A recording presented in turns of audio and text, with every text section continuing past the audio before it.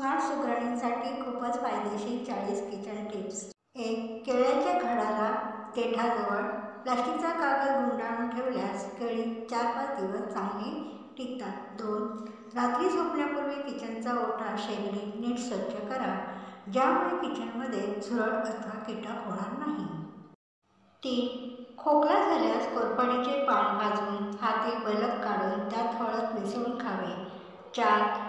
लोणचे भरून ठेवलेल्या बरणीतून लोणचे काढताना ओला चमचा वापरू नये, लोणचं लवकर खराब होते। 5. घसा खोकवत असल्यास कपभर दुधात 1 चमचा हळद घालून गरम गरम रात्री प्यावे। 6. मुक्कामात बसल्यास हळद चमचाभर व चुना हरभऱ्यावडा घेऊन पाण्यात काढून त्या जागी लावल्यास वेदना तात्काळ कमी होतात। 7. फळे पिकवण्यासाठी गव्हाच्या किंवा तांदळाच्या डब्यात खोचून ठेवा, फळे पटकन पिकतात। 8.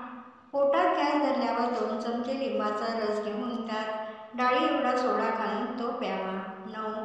पायात काटा घुसून बोस दुखते, त्यावेळी गूळ गरम करून त्याचा चटका दिल्यास ठणका थांबतो। 10. घराच्या कोपऱ्यामध्ये बोरिक पावडर टाकून ठेवले तर झुरळ नाहीसे होतात। 11.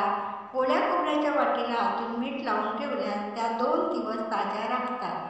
12.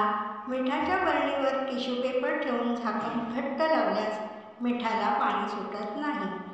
13. टोपात दूध ओतायच्या आधी टोपात थोडे थंड पाणी ओतावे, त्यामुळे दूध तळाला करपत नाही। 14. जर तुमचे पोट दुखत असेल तर मीठ गरम करून फडक्यात घेऊन पोटाला तेल लावून शेकावे, आराम मिळेल।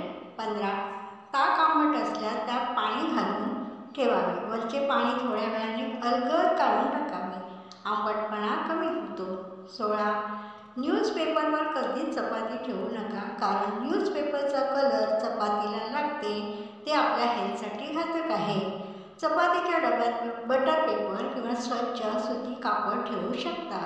17. अंगावर पित्त उठल्यास आमसुले भिजत टाकून ते पाणी अंगाला लावावे, पित्त कमी होते। 18. बटाट्याच्या भाजीत हिरवी मिरची चिरून घालण्यापेक्षा मिक्सरला आलं लसूण हिरवी मिरची जिरे वाटून घालावे, भाजी खूप टेस्टी होते। 19.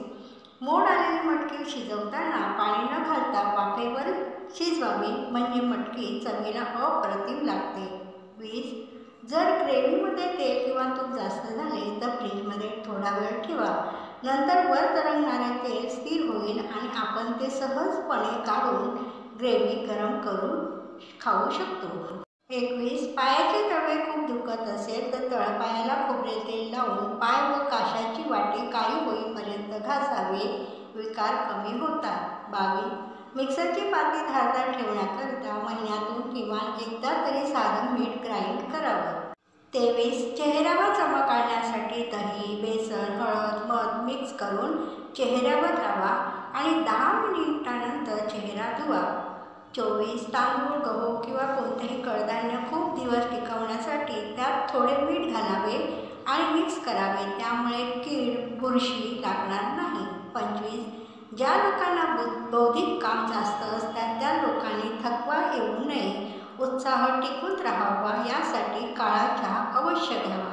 26. कुकरला शिट्ट्या होताना पाणी बाहेर निघते, यासाठी कुकरच्या झाकणाला आतून थोडे तेल लावावे, यामुळे पाणी बाहेर येणार नाही। 27. मातीचे भांडी घासण्यासाठी नेहमी नारळाच्या शेंडीचा वापर करावा, नारळाच्या शेंडी वापरल्यामुळे मातीची भांडी जास्त पाझरत नाही आणि भांड्यांची मातीसुद्धा निघत नाही। 28. चहा बनवल्यानंतर शिल्लक राहिलेली चहा पावडर फेकून न देता काचेची भांडी घासण्यासाठी वापरावी, यामुळे काचेची भांडी छान चमकतात। 29.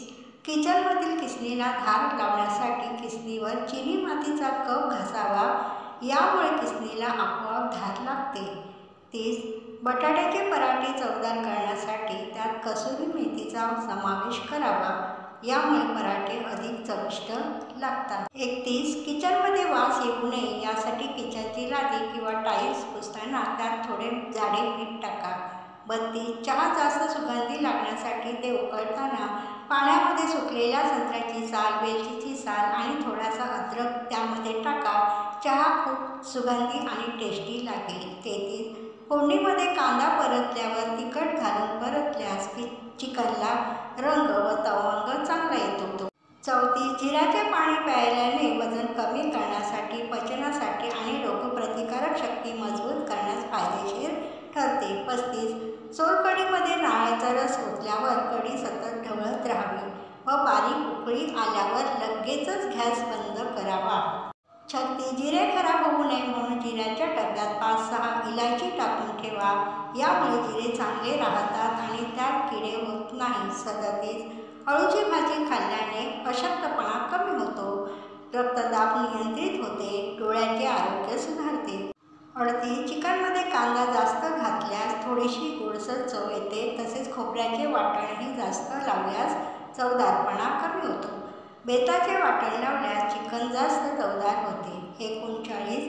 जर चक्कर येत असेल तर लिंबू वर साखर टाकून खाल्ल्याने चक्कर येणे बंद होते. 40. स्वयंपाक करताना हात भाजला तर त्यावर खोबरेल तेल लावल्याने फोड येणार नाही. या टिप्स तुम्हाला आवडल्या तर नक्की लाईक करा आणि तुमच्या मित्रपरिवाराला शेअर करा. धन्यवाद.